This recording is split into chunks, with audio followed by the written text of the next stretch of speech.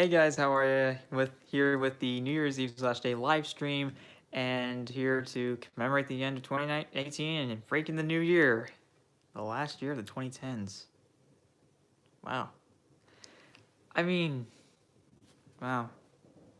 The last time I've ever experienced the end of a decade, or at least I can remember of, was the 2000s. And I mean, I was born near the end of the 90s, but obviously since I was very young, I have no memory of that. But wow. And sorry for the issues with the camera and the camera angles. I'm actually using one of my new gifts I got for Christmas, the DJI Osmo Mobile 2, the gimbal, and I'm just testing it out still. I haven't really used it yet.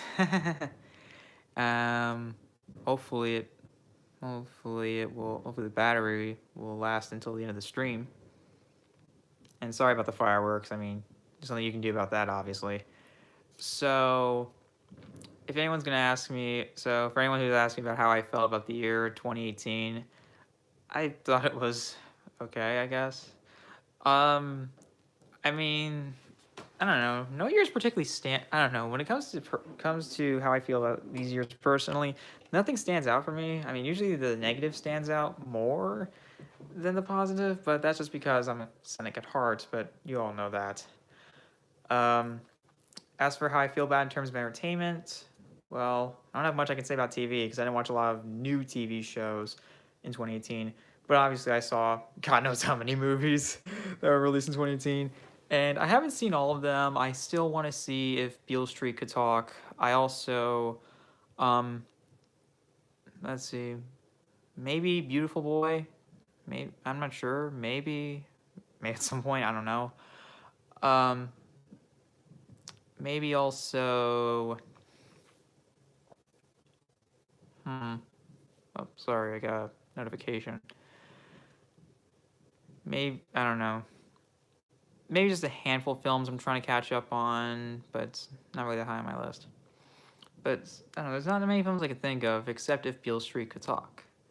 And I mean, maybe Mary Poppins Returns, but I need to watch the original. Go ahead and fight me. I haven't seen the original, but hey, that's me. That's me for you. Oh, and for anyone who's asking what the current status is regarding the restoration of my Twitter account, it's still not up. Um, I'm thinking of giving it till maybe January 3rd before I do a video discussing my issues with the restoration process because I've had a bit of issues when it comes to basically a lack of communication. Ever since I sent out that restoration form, no one at the company, like no representative or any emails that are from the company have been forwarded to me. No one's been talking to me, and I don't understand why. Um, maybe tomorrow I might send an email to hopefully I can get some communication started, but I don't know. I really hope that they haven't just pushed me to the side, or maybe they're just so busy that it's just gonna take a while. But no one's told me anything, so I have no idea what the case is. I need some confirmation. I can't just assume things, and I don't want to come down to stuff. I don't want to come down to stuff like this. So yeah, it's all basically boils down to. One thing for sure though, I just really hope that the situation that we can that this situation involving Twitter will come to its conclusion before the end of January. I really hope so. Um, whether it will be good or bad, I don't know. We'll just have to wait and see for that. So yeah. Um, there's really nothing more I can say about it. And if anyone's asking, would you like some public support? I mean, I'm not gonna force you to do it. If you want to, go ahead. Just please don't do anything. Don't be hostile. Try and be constructive or try to act, civil. Please don't do any harassing because I absolutely am against that because it makes it possible for anyone to take you seriously. And of course, it's just basically going to lead to this downward spiral maybe and just lead to the situation getting more out of control or starts getting out of control when it's completely unnecessary. It's just more of a mistake I made with creating this account for I was 13 and then just having and then finally karma catching up with me because that's real world for you. Well, nice no karma's the thing. Too bad it doesn't apply to everybody yet. Oh well. As so, yeah. For any guys who are asking about how I feel about this year for about 2018 for movies, um, usually it's kind of like how I feel every about year. It's more or less a mixed bag. There's always some good stuff that comes out. There's some true triumphs, whether it doesn't regardless of it being independent or mainstream, but there's always some massive blunders and some major disappointments or some massive letdowns. Um, One thing that I don't know if this is a trend or just a bad practice that needs to stop immediately, but this is something I've been noticing since 2016, but it seems to have taken seems to be taking center, but I see it to really see taking center stage this year with Paddington 2 and The Incredibles 2. Um, See, one thing that I noticed this, or I hope it's not a trend, or it's just like this bad practice that hopefully will be a rarity. And what the practice I'm referring to is character regression. That was actually my biggest issue with Paddington 2. I really like Paddington 2, and personally, not I mean, critically I really like it, but personally I loved it. If you see my Letterboxd account, you probably already know that. But I mean, the film puts big smile on my face, and I actually like it more than the first film, which I don't think is surprising to anybody. um, but yeah, my biggest issue with that film was that Hugh Bonneville's character, forgot his name for some reason. His character seemed to regress back to the state where he was at the beginning of the first film, and that really made me upset because it made me feel like, oh great, they made a colossal mistake there, or at least an unforgivable mistake there, or something like that. Something that's hard to overlook. Now, if you loved Paddington 2, that's good. I'm glad you did. There's nothing wrong with that. It's called opinions, man. Like, there's no such thing as right or wrong when it comes to your opinion when it comes to how you view a film. If you like it, glad. Sorry, I was trying to get some. There was some. I guess like some dust. I think on my phone. I'm so OCD that I just wanted to get it. I just wanted to wipe it off because it's really annoying. I'm glad you did. Don't get me wrong. That film, I would definitely buy both those films on Blu-ray. The problem is I haven't yet, which makes me mad. But what can you do? And also The Incredibles 2. I felt that way with Violet. Maybe with also with Bob, but I'm not sure. Maybe I haven't seen The Incredibles maybe since I was a kid. I don't know. Maybe since I was 10. I don't know. I can't think of a date. The last time I watched The Incredibles in its entirety from beginning to end. But I definitely noticed character regression with Violet. And don't get me wrong, there were some good moments with her. And I will admit that the scene where she calls her dad super was very sweet. But it's hard to ignore that. And it's also to ignore the blatantly obvious villain that honestly just ticked me off. So yeah. And for anyone's asking me if I have yet to see Sherlock, if anyone who doesn't know about my Letterboxd account, or really has been keeping up to date with it, I have not seen Holmes and Watson. And will I? Maybe.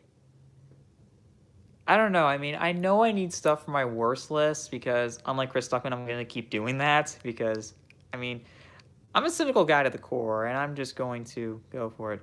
Oh, happy New Year to you too! I finally got my first comment. Okay, actually happened much faster than I thought it would. I thought it would be much slower. Oh god. I can't remember how many viewers I had when I did this last year on my Twitter account when it was up, but I have no idea. And I know I'm not doing a big celebration for New Year's, but the reason is I just got. For those who don't know didn't see my recent update, I just got back today, very early. I had a very early flight, and it's just I'm basically so tired out. But somehow I have enough energy to, I guess enough energy to hopefully maintain a live stream for over an hour 15 minutes, 75 minutes. But yeah. And honestly, I can't remember the last time I've ever been celebrating New Year's with other people, going to New Year's parties. I don't know. For some reason, I don't know if I don't really. I'm not sure if I enjoy them that much. I don't know. But yeah, but mostly me and my family, we're just tired out, and we're just trying to go to sleep and of course regain energy. The typical stuff. But somehow I'm just trying to keep myself awake long enough. Though I'm waiting for the point where I end up falling asleep during the stream, and it goes on so infinitely long. Sorry. It just goes on so much longer. It's kind of like that YouTube video, that stream that exists of that man, of the guy, of that gamer who fell asleep playing Legend of Zelda: Majora's Mask. It was funny, and I don't know if it'll be as funny. It'll, I don't know if it'll. I mean, it can never be that funny. I mean, usually it's. I mean, because there's something else happening. Unlike with me, I'm just sleeping on my bed, and you guys are just waiting for something to happen, and of course, there's no way to. And unless there's somehow you're able, and unless somehow you're able to send a message that's able to send out some sort of sound, there's no way I'm gonna wake up. Then again, it needs to be pretty loud, even though I don't like loud noises, because I mean, but of course that probably makes sense considering I find false jump scares the most annoying thing in horror films, and those are the easiest tactic to use in horror films because, hey, go the lazy route, huh? Oh boy. Although, I do have a guilty pleasure. I did have a guilty pleasure for this year, and that, of course, was Blumhouse's Truth or Dare. I don't think that's surprising to anybody, but yeah, I'm just testing out the gimbal. I don't think it's surprising to anybody. I was so excited for it for all the wrong reasons. The trailer honestly had me in stitches, and when I saw the film, I just love when my thoughts are validated in that sense. Usually I don't like thoughts that when my fears are being validated, such as my fear that certain movies can be bad, and of course ends up being true, or that movies can be disappointing and ends up being the case. I'm just glad that this is a case where I know it's gonna be garbage, but it's gonna be glorious garbage, if that makes sense. And man, I had the time of my life. The digital augmentation was hysterically stupid, and I almost just lost it in laughter. There's nothing else I can say beyond that. Yeah, there's nothing more I can say beyond that. I mean, what else can I say that hasn't already been said? The death scenes are ridiculous, and honestly, I think if it was rated R, it probably would become even funnier. The sad thing is, the unrated version of Wish Upon isn't even really. I know I'm going to another film, but Wish Upon is also such glorious garbage, and that was my guilty pleasure 2017. I wish I saw that. Man, I wish I saw that in the theater because I saw Truth or Dare in the theater. But anyways, that film barely did anything because it only had like a minute 7 seconds additional runtime, and when it goes for this more R-rated edge, it doesn't really do anything really that shocking to me. And it just doesn't really go the extra route for me. It's just still hysterical, unfortunately. Well, not every single death is. But the ones that happen as a result of the wish box, those are funny. Those are just hysterical. Yeah. I'm going to hell. Actually, is there any way but Satan, if you're hearing this, how long has my spot been reserved? 4 more seconds. Alright, fine then. Leave me in suspense, will ya? Oh boy. Yeah. There's much more I can say beyond that. If you guys were asking if I have any New Year's resolutions, I'm going to share some regarding the channel, or at least regarding me when it comes to also with my media viewing habits. Number one thing I want to do comes to media viewing or even game playing habits. For example, one thing I want to do in 2019 is start playing more video games. And what I mean by that is I want to start playing ones for the home console and or for the PC, although considering I have a MacBook, that's probably not going to happen. PC is probably not going to happen, but hopefully more from my Xbox One. Maybe start using my PS3, Xbox 360 again, and maybe start building a collection of Xbox 360 games because they still sell them at Best Buy and also at Walmart and Target. Why not? Although it's probably gonna take a while because I don't like spending a lot of money. Gift cards, I mean, what else am I gonna do with them? Does this make sense? But yeah, I do want to play more video games. I want to get back into them because I have these consoles. I might as well use them. Though I really do need though soon I'm gonna need a hard drive for that Xbox One. And who knows, maybe one day I'll get a PS4, I'll get Spider-Man 2018, and I will just be constantly playing until the end of time.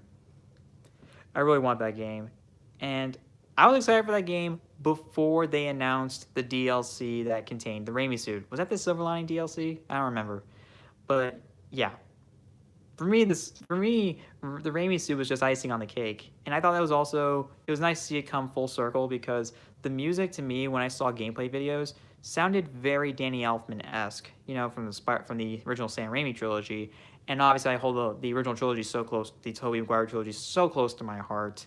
And I just thinking, man, and actually just recently while I was actually on vacation, I went to, when I was with my relatives, they actually had a PS2 there, and they had Spider-Man 2 for the PS2. Though it wasn't our copy, it was from a friend that gave it to me.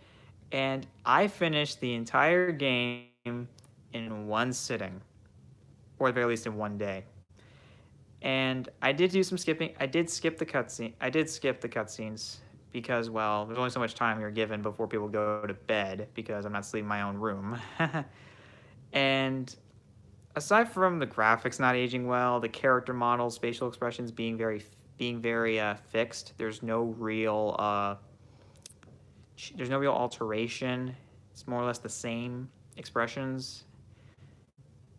And the voice acting not being the best, unfortunately, which is sad considering how good the acting is in the Raimi films, especially too.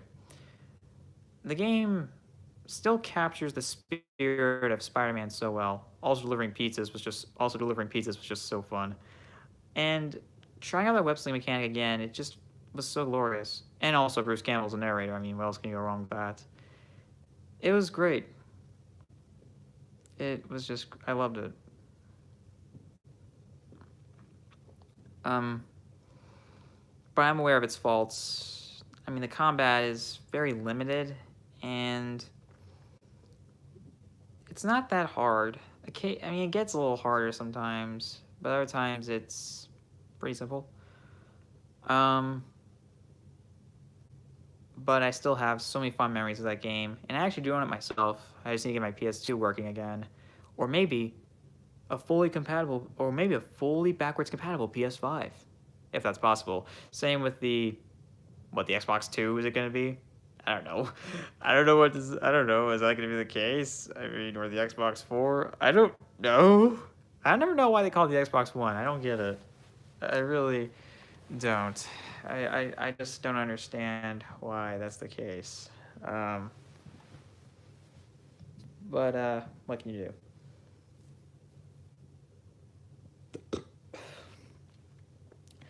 Though I did get a massive gift card this year, and I will be able to hopefully get some more games for my Xbox 360 and maybe even the One. I don't know.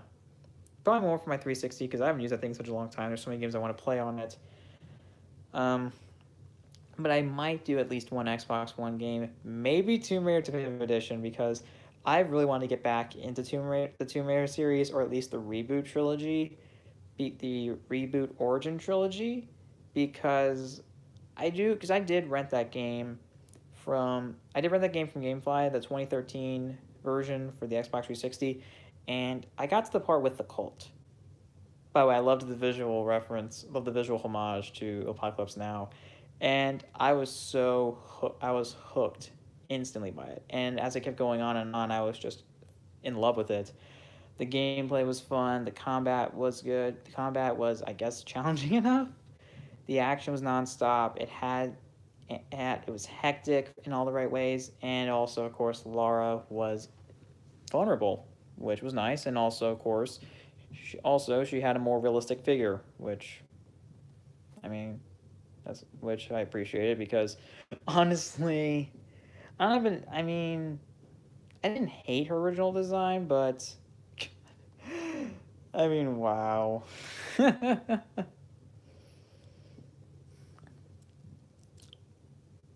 Sorry, you had to see that. You have every right to leave. What am I kidding? No one's even watching this. Am I really this boring?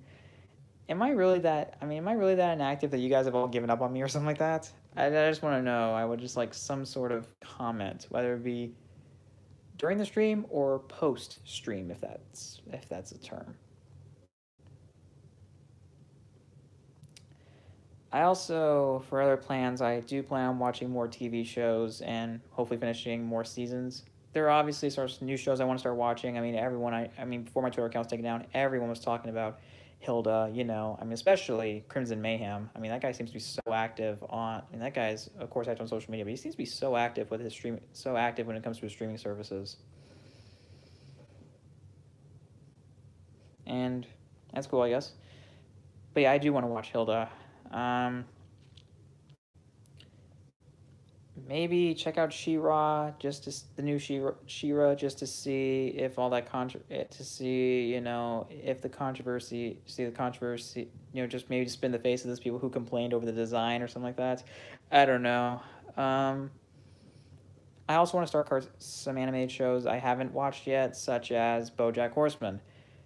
Man, am I so mad because I've been so upset with adult animation at this point, especially since Mr. Enter brought it up with with his worst animation cliches videos, and two-parter video, and it's nice to see BoJack Horseman, even if it is still a comedy, still has this maturity that a lot of other shows don't have, or at very least ones that are not King of the Hill. I guess I've never seen King of the Hill, so I don't know.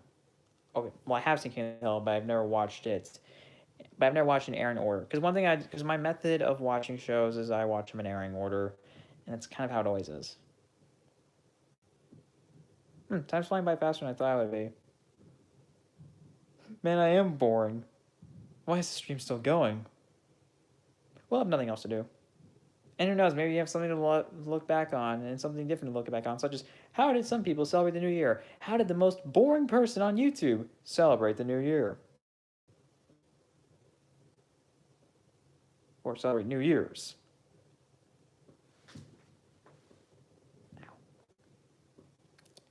One of the things for sure, all those people shooting off fireworks are having fun. At least until the cops come. If they arrest people in this state, I don't know. Because I've seen fireworks. Because that's because one thing is like, I go to New Jersey for the summer, so for summer vacation, and they're not allowed they're not allowed to shoot fireworks off on the beach. Otherwise, they're gonna get arrested. I have no idea if the same flies here when you're shooting off these fireworks in public areas if you're going to get arrested. Maybe not, considering you hear them every year. Considering I hear them every year, and probably any video you've seen with me trying to celebrate the new year, you just keep hearing them in the background, or at least I hope you are. Not sure how good this microphone is. It's good enough to hear me, but who knows what's good enough to hear good enough to capture any background noise. Though I do have some exciting news. Just today, I finished The Amazing World of Gumball Season 2. As for the finale, I was disappointed. I mean, such a brilliant idea, but the goddamn time limits ruined it for me. That ending, man. This is the thing I've always hated about, these major major broadcast networks, ones that are not, American ones, stuff that isn't Showtime, Cinemax, HBO, really anything else like that. Those shows they don't have a specific time limit, or in fact, those programs never have a time limit to adhere to. Unlike other channels, there's a time limit. And for me, Gumball Season Two's the finale is an episode that really needed to not either need to be 15 minutes or they should have had this special case and not give them a specific time limit. They make it as long as it needs to be, and then they throw in as much advertising as possible before the next episode airs, or at least before the next thing scheduled airs. Because hey, they love to shove in all that advertising, huh? That model really bothers me, and for me, it's just annoying, and it kind of ruins, or at least it risks ruining the quality of the final programming. I hate seeing stuff that's butchered, and for me, that's just an example of a show that really could have benefited from for at least having some exception, or maybe being 15 or 22 minutes. I can see that episode being that, but when is that going to happen? It's too late, that's for sure. It's too late, that's for sure. Everything building up to it was so strong. And the ending, slap in the face. Oh well. At least I have the money to look forward to. God, I've been watching those videos back to back so many times. And I'm not, legally, not just like, I'm not watching that episode illegally because I refuse to do that. But man, I've been watching, because they've uploaded, obviously, the Amazing World of Gumball YouTube channel and Cartoon Network UK. They've been uploading clips. They're uploading these long sections, these extended sections from the money. And man, they're so funny and so brilliant. Although, to make up for the disappointment in the finale, I did watch The Job again, which, by the way, is my favorite episode of The Amazing World of Gumball so far. It is hilarious. It is so brilliant. And also the scene with the pepperonis is probably my favorite dark joke in the entire series so far. It is, wow, they really went far with it, but it's not surprising considering how dark the show would become later on after that. Geez, season 1 and season 2 don't even feel like the same show anymore. Season 2 just goes for more absurdity, has higher professional quality animation, better art style, looks more professional, including the character designs and the character models. And the blending of environments is just much more seamless. The lip syncing seems to be an issue all the time. Every time I see those clips from season 2 onwards, they seem to have a lip syncing problem. Or at the very least, lip syncing isn't really quite as sharp or as spot on, I guess, as in season 1. That's about it. Aside from that, I think it looks much better. I just think not only it looks much cleaner, much more professional, and of course they still have a lot of variety and humor, and also a supposed lack of rules. There's just so much creativity and absurdity involved in there, and it's hard not to get a kick out of that. I love it. But one issue I've had with season 2, a lot of episodes especially, is how they seem to have these very obvious comedic endings. You know how they have those joke endings in some shows, and usually it damages those episodes or kind of ruins everything up to that point or harms it severely. That's how I feel about a lot of episodes of season 2. Season 2 for me is a substantial improvement over season 1, mostly because there's more standard episodes, because the game, which is so funny, so funny. The world. I just love the song they created for it, and I just love the absurdity of the situations. I just get a kick out of it all the time. Also, the scene with Daisy was hilarious. I can't get over that. I keep rewatching on YouTube all the time, and I loved it. And yes, I know about the dream episode, and of course and of course the evil Daisy dream, or at least one where it shifts it around and Daisy is evil and all that kind of crap. I know about it, but I haven't watched the clip in its entirety because I don't want to. I'd rather watch the clip on the Cartoon Network UK channel titled Richard's Drive-Thru Song, which includes Billy Barham. Billy Barham? It's a rap song. Terry's J-Pop, and Richard's Drive-Thru Song. Oh my god. That one I love so much. I prefer all my food fried. I prefer all my food fried. Maybe you didn't hear me When I asked for all those fries, I assure you I spoke clearly. I said yes to supersized.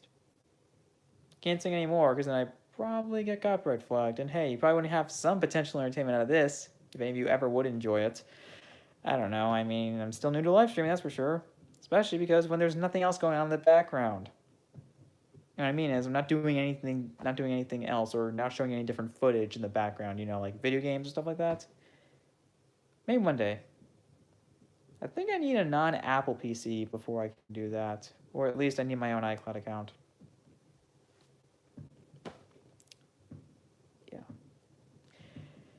Yeah. Whatever.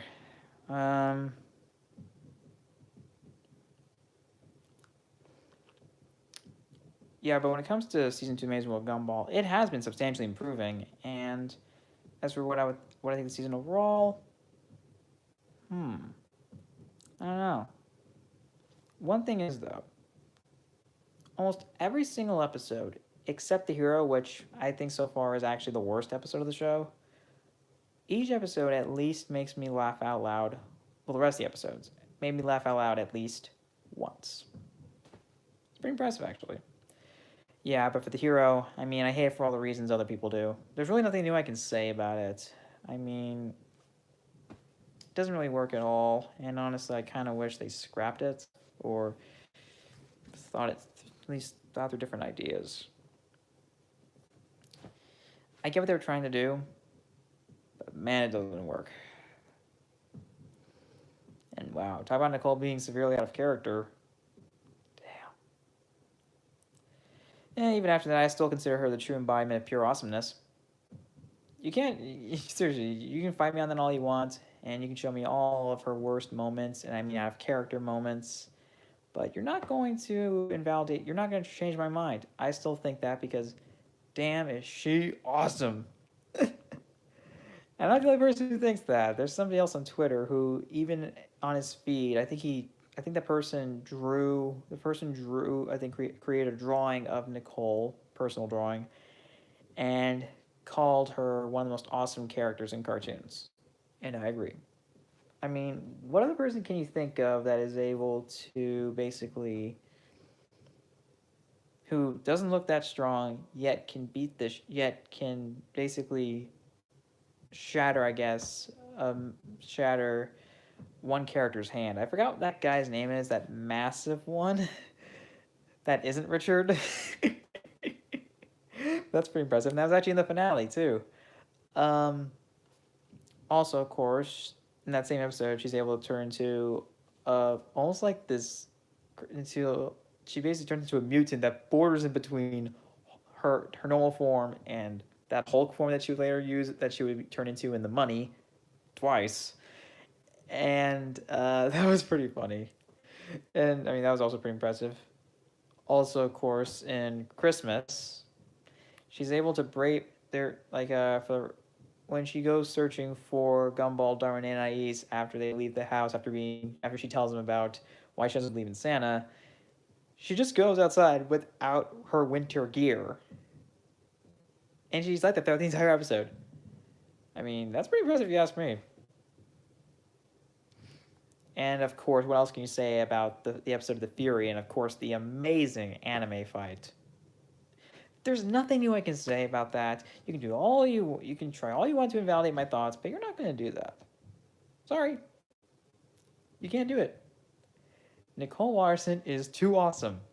And of course, how she also nailed that jump in the remote, which I also love, by the way. For me, if you ever were going to start watching Amazing World of Gumball, or if you were not sure how to feel about it, and if you want to skip season 1, which, I mean, if you want to, go ahead, but there are some episodes I like that I think you should check out there, such as, I can't think of any titles. I can't memorize the titles. Maybe I'm wrong. No, I'm not. Hold on, let me pull up a couple of them.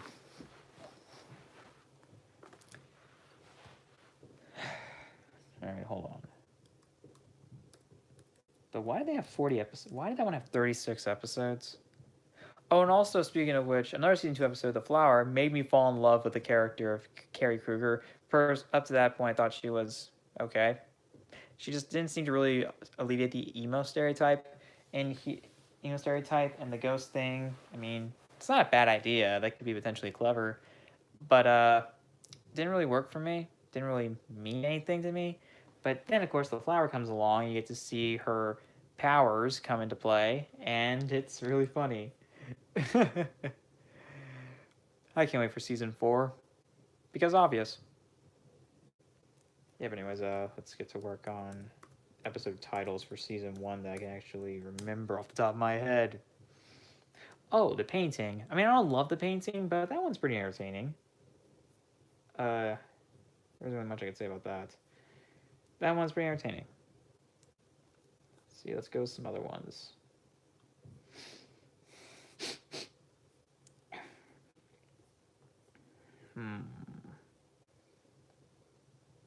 Now there is one I'm looking at now called The End, and that episode is pretty funny. I especially love the scene of the supermarket and the self checkout, especially when the self market voice, the checkout voice, says about involving an unchecked item in cranial area or something like that. That was really funny.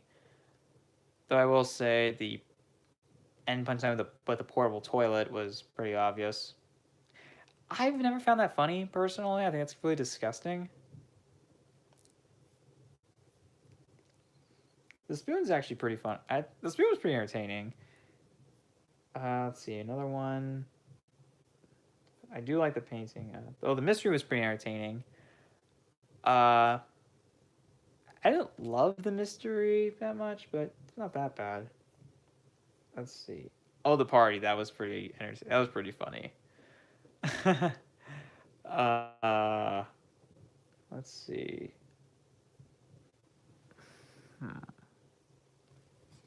As for other ones I like, the Genius. There's another one called The Genius, which was also pretty entertaining.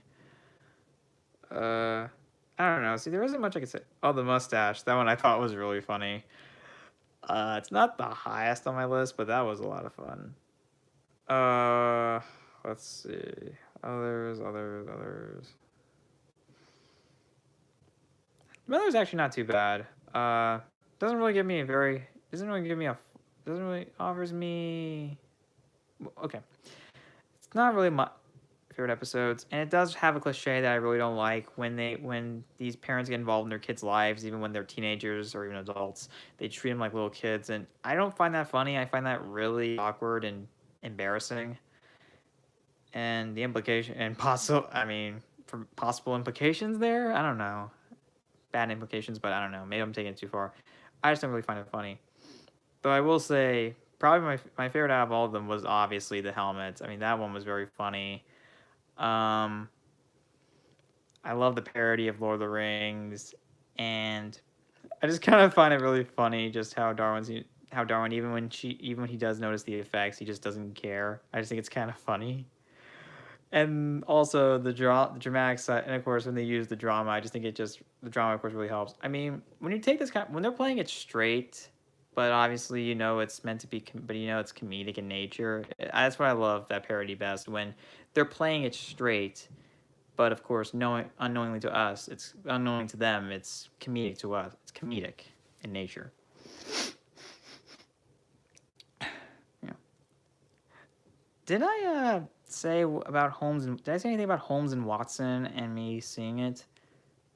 I think I did. And if I didn't, then I'll probably just go back and say. I mean, maybe. I do have a gift card, and I have to eventually get rid of that at some point, so maybe. I just really want Beale Street to open. I just really want If Beale Street Could Talk to open in my area. Or more so, before award season. That would be nice.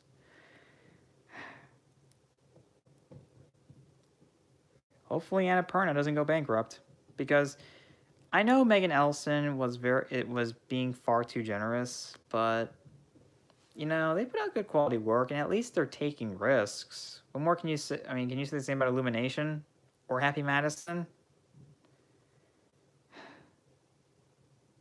I mean, what more can I say about that?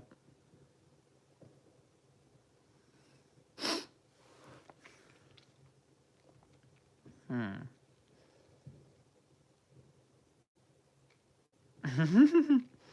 I'm just looking at a funny screenshot from the couple episode of The Treasure.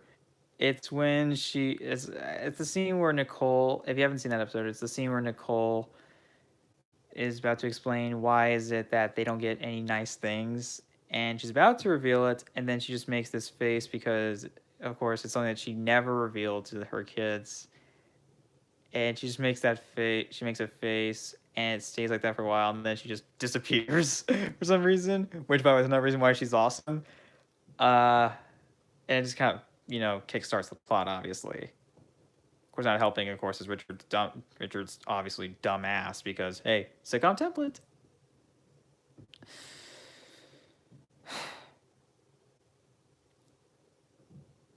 I really hope that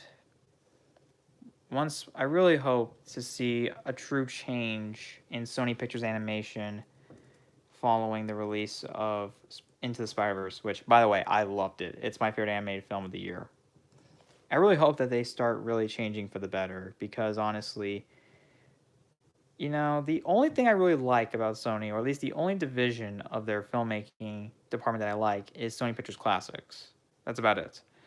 Animation is only occasionally something I like, but I really do hope that they are changing for the better. They're going to become experimental, take it seriously, and push the push the medium significantly for pushing the medium forward, or at least off challenging this status quo, or in this case, or in reality, creative stagnation forced upon animation in Hollywood. That's one thing that's really been pissing me off, and honestly, it's only been made more of an issue thanks to Mr. Enter, and of course, after being disappointed substantially with the My Little Pony movie because, well, it does have has a lot of those cliches. I don't hate that movie, but god damn, those cliches are annoying, and it's not helping even with movies I like. Which, look, I know it says like oh my god, you're plagiarizing Mr. Enter, maybe. Still me what I say. I'm just tired of this creative stagnation that's been forced upon it. And I want, to see experimentation. And Spider-Man Into the Spider-Verse, I hope, is the beginning of this. It's a necessary dynamic shift in Hollywood animation, or at least mainstream anime, or just mainstream animation in general, in America, obviously, where we start taking kids seriously and treating it as a medium rather than a genre, which it isn't. Live action is a format. Animation is a medium. It's not a format. For Christ's sake. And it's not a genre either. Maybe listed as a genre in some areas, but listed as a genre, but it is not. Trust me. Trust anybody that knows actual animation.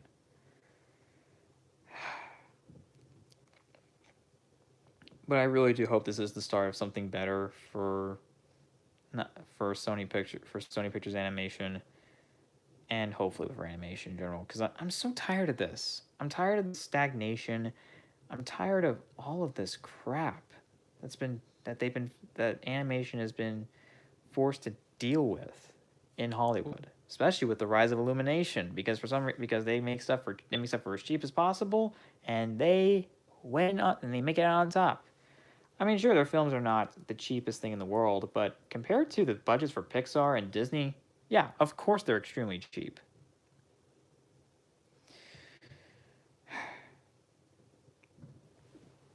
Though I can't deny how impressive it is, even though I'm upset by it, that they've had sorry, two films make $1 billion worldwide.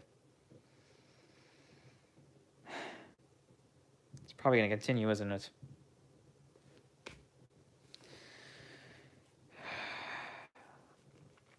I don't hate the people of Illumination. I don't think they're bad people, but I don't respect their work and what they stand for. That's the problem.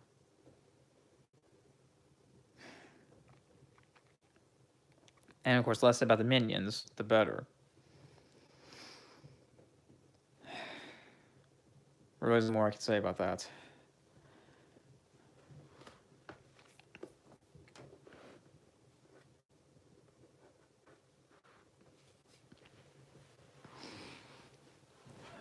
Waiting for all this, just waiting for all, Just waiting for something interesting to happen or someone to join, huh?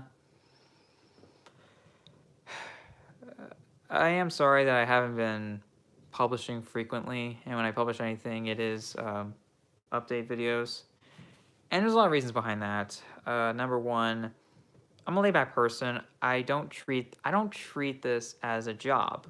And of course, I don't think I can. At best, maybe a part-time job, because I am in college, and thus it's hard to really focus on that as it's hard to make that a full-time job, right? And of course, because you know, I'm obviously in college, or there's only so much time I can dedicate to stuff like this, and obviously it's not, and you know, it's just not really something that's easy to work out. It can be done, don't get me wrong, but it's just something that's probably not gonna become a part-time job until maybe I graduate or something, or until I get my own iCloud account or get a hard drive. Yeah, it's another issue is because my mom, see, a lot of my family except my oldest sister share an iCloud account, and also, which means that we share a lot of stuff a lot of information shared between us automatically for some reason. If there's maybe there is some way to fix it, and I'll probably find out. But I find out after the live stream is done, because no one is talking and no one's interacting, because obvious. But yeah, that's not helping with the memory. So yeah, of course, there's only so much hard drive space you get, especially on computer hard drive. So of course, I probably need to take care of that, especially if I want to start making videos more frequently and not have this fear of being yelled at by my family for wasting hard drive space or something like that, even though it's not that massive, or at least in comparison to my hard drive. I don't know. I don't know. I mean, I've had a MacBook for less time than my other sisters, so maybe it's unfair. So yeah, it's obviously unfair. Bow down to me. Please don't. Anyways, yeah. Another issue, of course, is my priorities are in the wrong place. I mean, I'm a very laid-back person, so I'm not going to always dedicate myself to making those kind of videos all the time. And I kind of like to have time to myself, obviously. I mean, I'm a person. I'm not a robot or anything like that. So I kind of have my own. So I kind of like want to live my own life. But I don't. But unfortunately, I just waste a lot of time watching stuff. And I could do something with that. You know, stuff I watch, I can make reviews out of. But I don't. And that's because I don't. Another reason is because I don't like treating my YouTube channel as something that I'm obligated to do, or uploading videos or making videos, because having fun, it takes the fun out of it, and I want to have fun while I'm making this stuff, and I don't want to feel pressured or forced or contractually obligated to do this, because the passion just kind of dies out there, or at least it severely dwindles, and it just comes across like that in my work. It just feels like something, oh, you just did for the sake of it. It's actually kind of almost how I feel a little. It's actually kind of almost how I feel about, sadly, Chris Stuckman's Best of 2018 video, because unfortunately, I mean, it's not an awful video. I've seen far worse, but I mean, when he doesn't have any background music, he didn't have a suit on. He just didn't seem to have much. He just didn't seem to show much enthusiasm. And I didn't dislike anything he said. It's like he didn't say anything wrong or anything like that. It just didn't really hit me as much as his other best of whatever year list. I mean, I didn't take notes until 2014, but still, or 2015 in this case.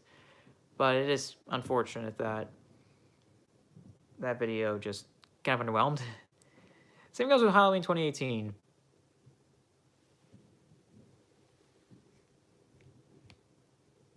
Ow. Stay away. Fight me. Look, if you liked it, that's fine. I don't have an issue with it. I'm glad you did. I'm glad you got something out of it that I didn't. Even though it got good reviews, I still had this reservation of skepticism. regarding that film.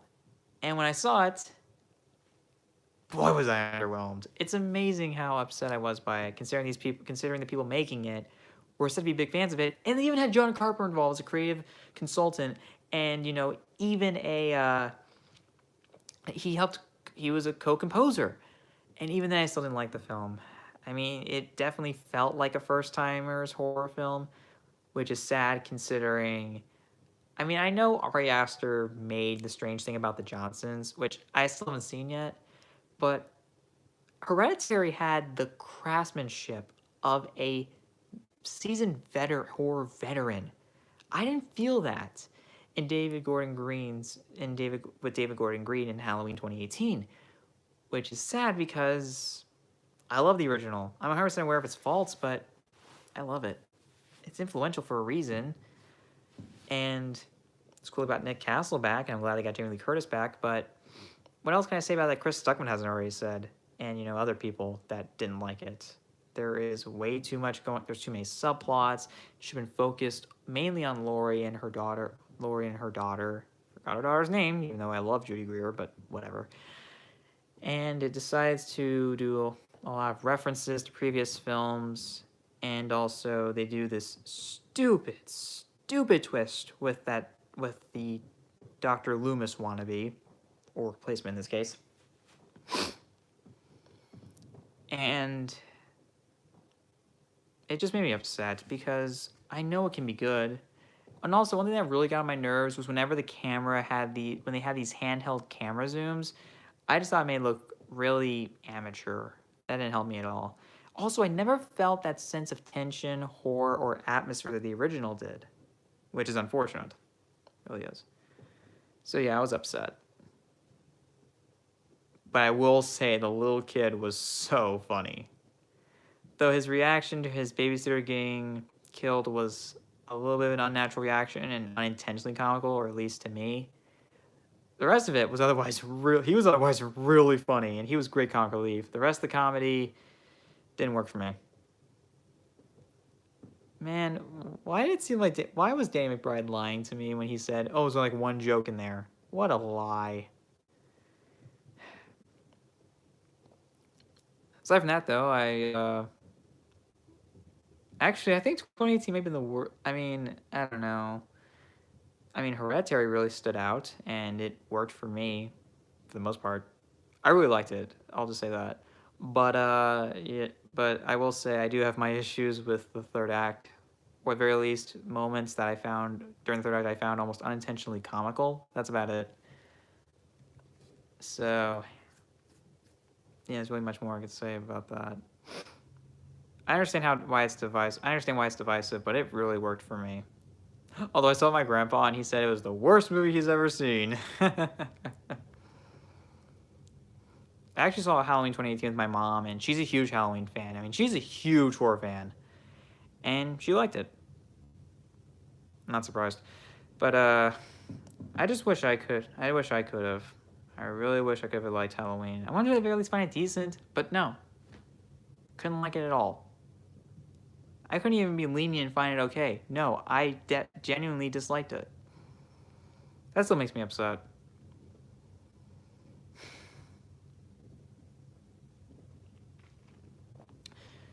There really isn't any much I can say about that. Yeah. Though, I am so excited for Us. Oh, such a frighteningly brilliant concept. And, of course, it's Jordan Peele, so where do you go wrong? And also, hopefully, and who knows, maybe I'll try out a CBS Access free trial, or maybe even, may even pay for it, may even do a 1-month payment when Twilight Zone officially releases, because honestly, having Jordan Peele present that is just awesome. I want that that's basically a dream. At this point, it's a dream come true. And just, all the offers he's been getting since Get Out. I mean, God. I mean, that must be a dream come true for the guy. Yeah. And of course, I'm so excited for Glass. I mean, it's amazing. Is there some serious shift going on when it comes to January releases? I mean, don't get me wrong, we're still getting that horror film at the beginning of the year with Escape Room, which is a blatant gimmick. I mean, give me a break. Also, are they real? I mean, also, you're not fooling anybody when, yeah, this is definitely, you're taking massive inspiration or even flat out ripping off Saw. For now, I'm believing it's a ripoff because, usually, I mean, any bad horror film, I mean, come on. I mean, they're ripping off Saw and they're using the escape room, as a gimmick. I've done escape rooms. They're fun. I mean, I've done one horror-themed escape room, but that one worked, but come on. Why does it get so excessive all of a sudden?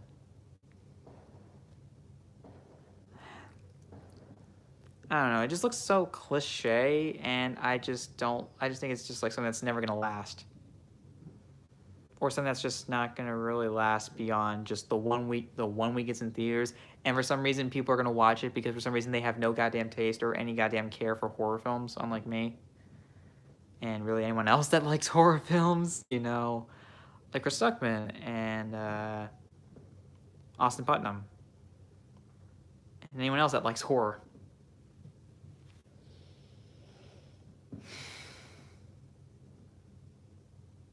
Yes, I saw Truth or Dare in the theater and I paid for it, but one, I paid for a cheap ticket. I think it was like $5. And two, that movie was funny, so at least I got something out of it. And no, I didn't see The Nun. I didn't want to. I thought it was a stupid idea to even make a film based on a character that no one should have known anything that we didn't need to know any more about. And besides, you're not supposed to do that, or at very least, you're not supposed to, talk. You're not supposed to reveal the mystery, reveal any mystery of the character, or reveal anything that we don't already know about. Because usually the more you know about something, the less scary it is, and that's a rule that's so hard to subvert. Also, what did I need to what did I need to did I really need to see more of The Nun? No. The Nun worked. Valak worked for what was necessary for Conjuring 2. Yeah, I just thought it was a stupid idea, and I'm glad I didn't see it, but whatever. Hopefully Conjuring 3 is not a case of diminishing returns. Sorry, I was checking the time. Yes, that was a weird facial expression. Beyond what you would expect from, well, really anything really, but whatever. So, now we're just counting down until 12 a.m. till it's officially declared 12 a.m. on my computer. I can't check it on my phone, or at least I don't want to while I'm streaming.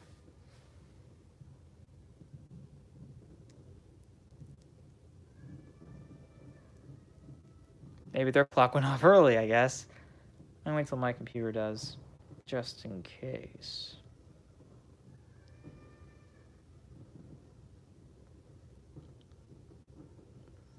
Almost there.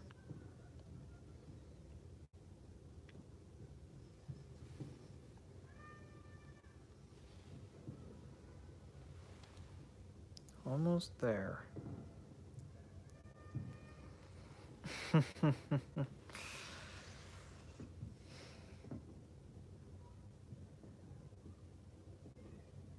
on. Maybe I'm late, huh?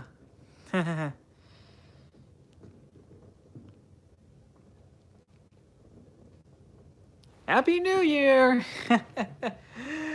Boy, am I so late. Check the enthusiasm outside.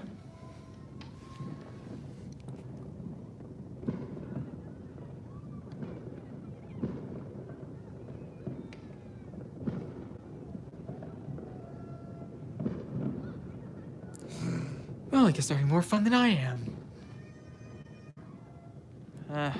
Well, what can you do?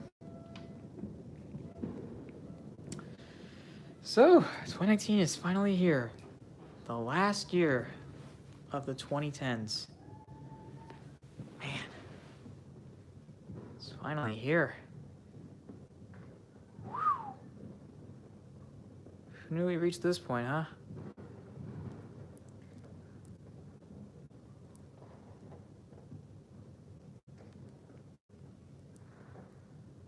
Jeez, how many fireworks do those people have? So yeah. Well, I definitely got something new I want to do to break in the new year. Let's buy a new video game for my Xbox 360. Or my Xbox One, I don't know. So, let's get to work.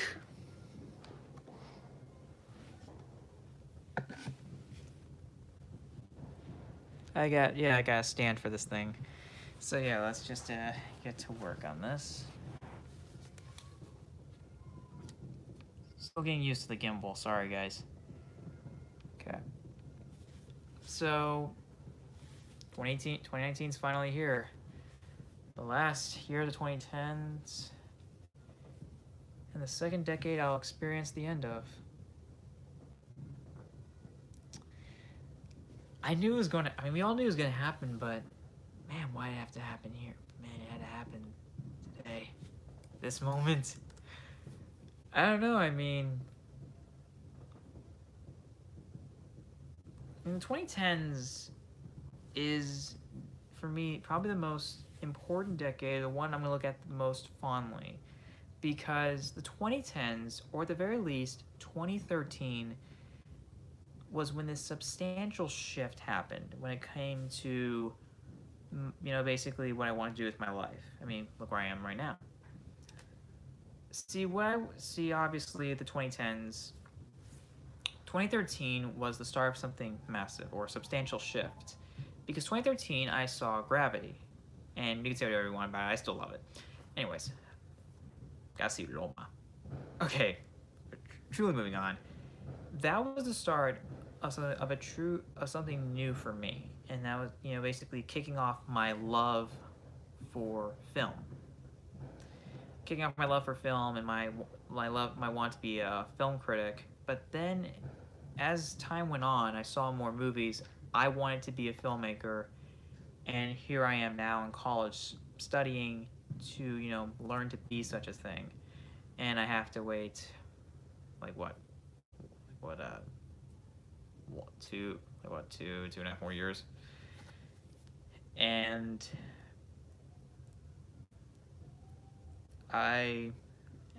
it's hard for me to say goodbye to this decade, just like it's hard for me to say goodbye to certain film franchises like Star Wars next year. Yes, I'm still excited for Episode 9. And yeah, I liked The Last Jedi. Fight me. But it's something that I just really want, something like that, something I want to do. Okay. What I mean is,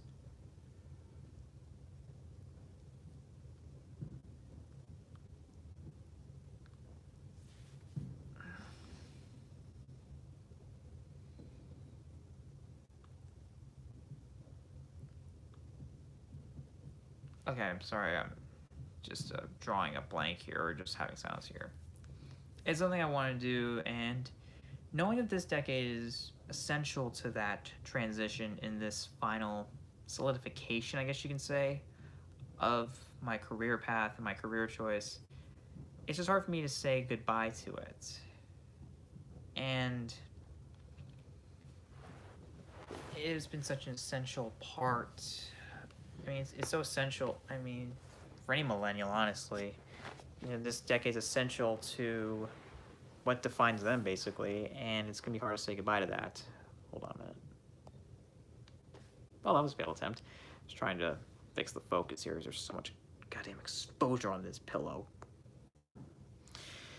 But, I'm glad we're here. I'm glad. I look forward. It's going to be hard to say goodbye to the 2010s, but I am hoping the best for the 2020s. Hopefully we can learn from the mistakes. Hopefully we can learn from any mistakes that we made in the 2010s, right? Well, hopefully, but hey, history always repeats, even though it shouldn't, because obvious. But I am hoping for this, successful, hoping for a very worthy send-off to the 2010s, if that makes sense. This, something that, so we see something that showcases the best of this decade, what has come from it, from, when it comes to entertainment, technology, YouTube, even though YouTube is kind of falling apart, but whatever. Really anything, I guess you could say, except maybe politics. But I just want to see, a strong send-off to this decade, because, be not, be nice to have something there to fall back. Nice to have something to remind them of that. Because there is because, a lot has changed. A lot of good things and bad things have happened, obviously. We've seen the rise, fall of internet celebrities, especially last year, but what else can I say hasn't already been said? And, yeah.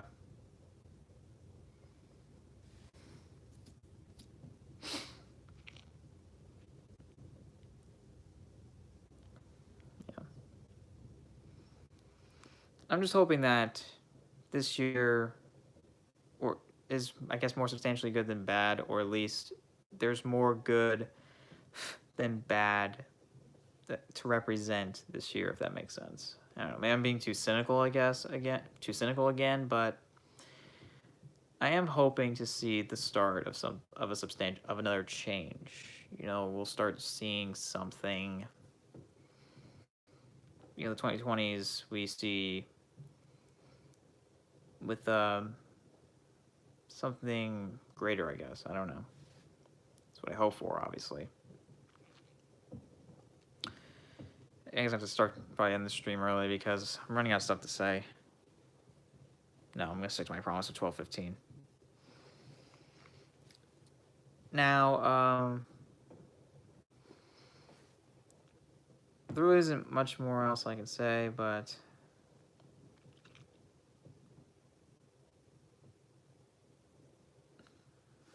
it wasn't a bad year. And I will say, probably my favorite thing about this new year was trying out VR for the first time. Well, last year, technically. During the summer of 2018, I tried out virtual reality for the first time.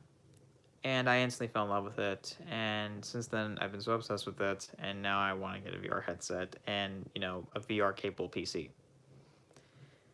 And then when I was vacationing in Las Vegas during mid-December last year, I tried out hyper reality for the first time.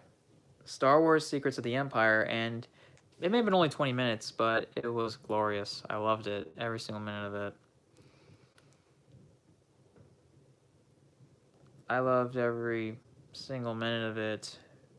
Playing a rebel disguised as a stormtrooper, fighting off the Rebel Alliance. Oh, I loved it. I loved it so much. And it was, I felt like it felt like a authentic Star Wars experience. It was so fun. And I love seeing where technology has come, especially virtual reality technology. You could be scared about what you want, but personally for me, I just love where it's come. And it was nice being introduced to a new technology that I'm glad has been on the rise for a while now. But I'm glad to see something great come out of it, if that makes sense.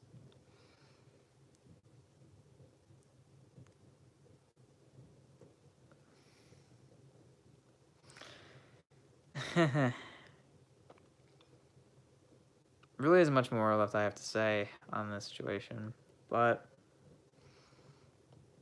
I'm going to start rounding up around 12:13 once it hits 12:13 on my computer.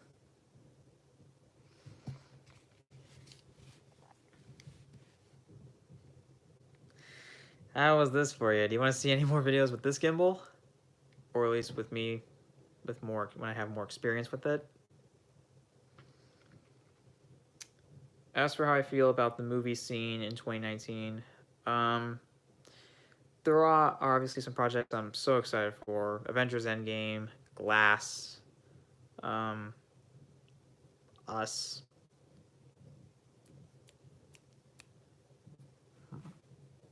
Captain Marvel.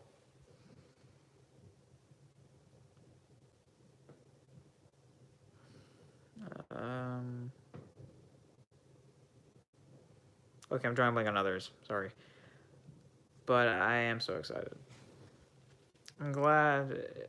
I'm hoping to see something which... One of the things I'm hoping to see changing in the film industry, or at least in Hollywood, or really more in America, within this year or even the next, or from now on, is more quality releases being released in January, because I haven't seen many of those things. I mean, Kung Fu Panda kind of was, but that was only because of Star Wars. I mean, it was going to otherwise be released in late 2016. And, you know, there was Split, which I did like.